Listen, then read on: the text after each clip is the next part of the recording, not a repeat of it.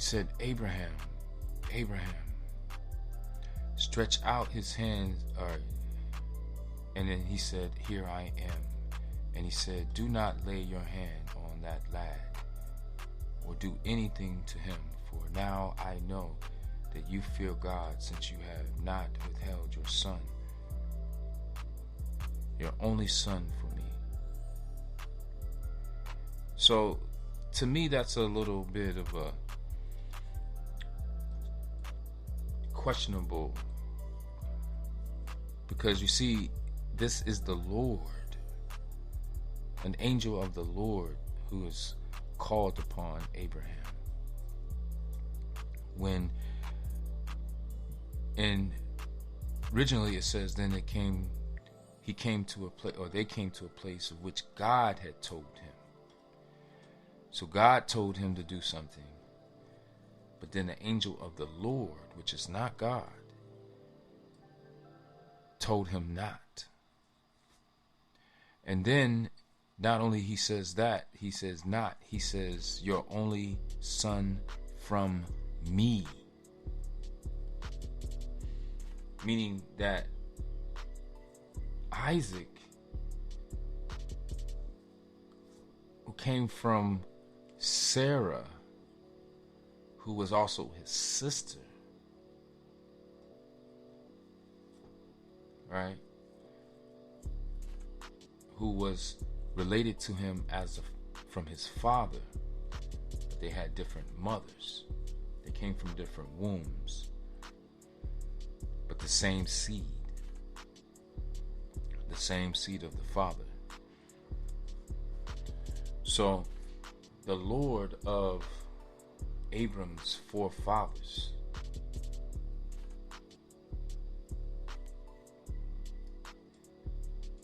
his ancestors, intervened with what God had told him to do.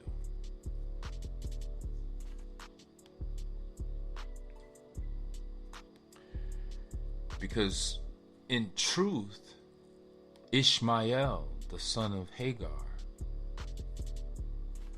the whole reason why Abram became Abraham. See, without Hagar, there wouldn't be no Abraham. Abram became Abraham once he had his son Ishmael, the black son, with the spirit of the Hebrew, the seed of the Hebrew, is now in Africa. So Abram becomes an official, a naturalized citizen through his son. And Hagar,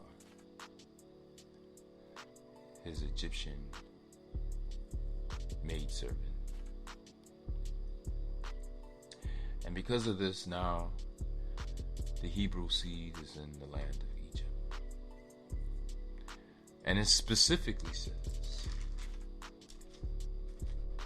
that Hagar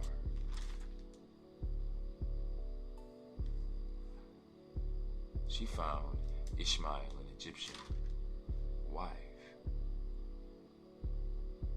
He dwelt in the wilderness of Paran, and his mother took a wife from him from the land of Egypt.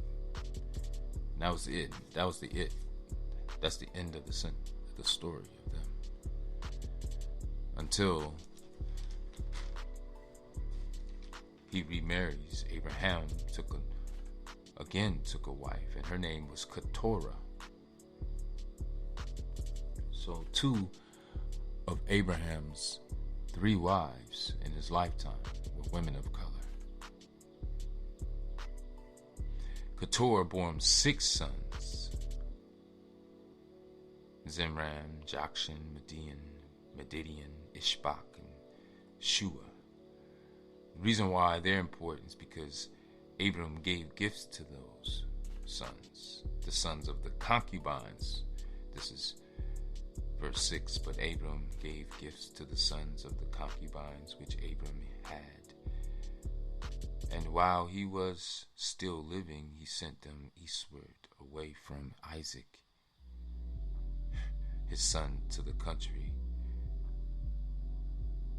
of the east. And if you skim down a little bit, the sons of Ishmael, right, they settled according to their nations. They dwelt from Havilah as far as Shur, which is east of Egypt, as you go towards Assyria, which is connection to Havilah, connection in Genesis 2. Right. Havilah is the first port that the Assyrians entered as they was coming into the land of Cush, because Havilah is close to Egypt, as they dwelt from Havilah as far as Shur, which is east of Egypt, as you go towards Assyria. So Havilah is very close to Egypt as you go towards Assyria, or as you go towards Cush. But if you're coming from Cush and you're going towards Assyria, Havilah is near Egypt. And in Genesis 2:10, where Havilah is first mentioned, right, they are coming from north, they're coming from Egypt, and they're going down to the land of Cush. Right? Now a river went out of Eden and watered the garden, and from there it parted and became 4 river heads. The name of the first is Pishon. It is the one which encompasses the whole land of Havilah, where there is gold, and the gold of that land is good. Bdellium and onyx stone are there. The name of the second river is Gihon. It is the one which encompasses the whole land of Cush. The name of the third river is Hiddekel. It is the one which goes toward the east of Assyria. The fourth river is the Euphrates. And the Lord God took the man and put him in the garden to tend and keep it. Revelations 22. And he showed me a pure river of water of life, clear as crystal, proceeding from the throne of God and of the Lamb. In the middle of its streets on either side of the river was the tree of life, which bore 12 fruit, each tree yielding its fruit every month, and the leaves of the tree were for the healing of the nations, and there shall be no more curse.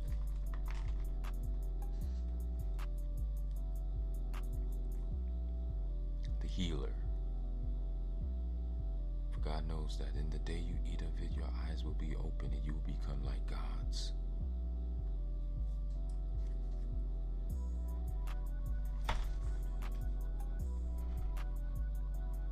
The Alpha and Omega, the beginning, the end, the first and the last. Blessed are those who do his commandments, that they may have the right to the tree of life, and may enter through the gates of the city. So when the woman saw the tree was good for food, that it was pleasant to the eyes and desirable to make one wise, she took of its fruit and ate. She also gave to her husband with her, and he ate. Then the eyes of both of them were open, and they knew that they were naked, and they sewed fig leaves together and made themselves coverings. And he heard the sound of the Lord God walking in the cool of the day. Adam and his wife hid themselves from the presence of the Lord God amongst the trees of the garden. So then the Lord God called to Adam and said to him, "Where are you?"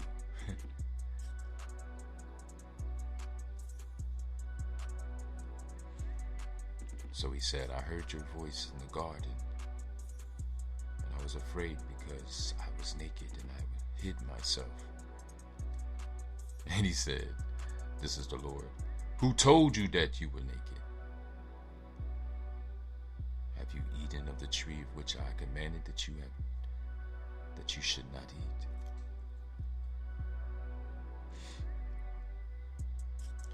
He was keeping Adam into the darkness Because with knowledge, now Adam becomes unfit to be a slave. He becomes like a god. Self-sufficient, they instantly solved the problem, which had to do with their sexuality, right? Their ability to procreate. He wisened up, as they say. He transitioned from an innocent boy to a intelligent man. And this fruit came through the woman. This understanding came from the woman, from the serpent goddess, which was known as the Uraeus, the Eye of Ra, Wajet.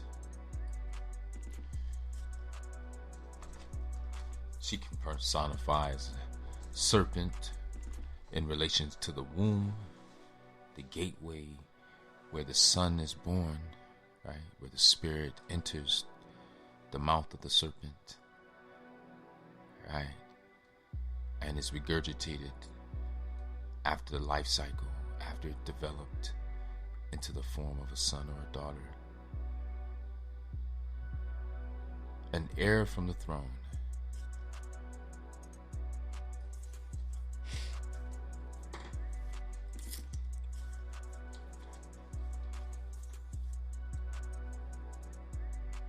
The hidden one. In Genesis, the serpent goddess, the Eye of Ra. She was the Egyptian. Now Atum was the first god enslaved, but she likewise, or like Atum, she was subdued as well. She was cursed as well, but her role is different. You see, Hagar didn't have control of her body. Sarah gave her to be with Abram so that she can bear. It's like a surrogate, right? She gave Hagar body to her husband so that her husband could have a child for his possessions, to inherit his possession. At least they would go to someone in his someone in his household, a slave. So she cared for Hagar. She was close to Hagar. This was her maidservant. She says, "Take Hagar. At least you will have a son who's of your lineage, right? But not necessarily of mine." But she also understood that they were also sisters and brothers, siblings. So at least their father's lineage would pass on, but not the mother's, because they had separate mothers. Well, of course, she was being presumptuous, and because Abe hated his wife, this caused a conflict, right? Because when Hagar bore Ishmael, later on Sarah bore Isaac, and she's throwing a feast for her son and sees Ishmael feasting, eating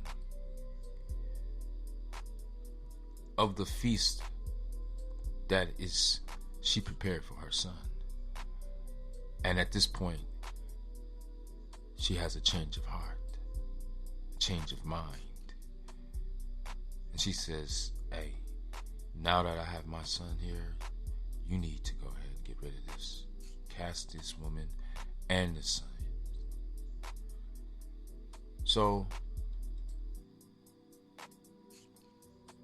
this puts Abram in a tough position, because now he has two wings of the same bird.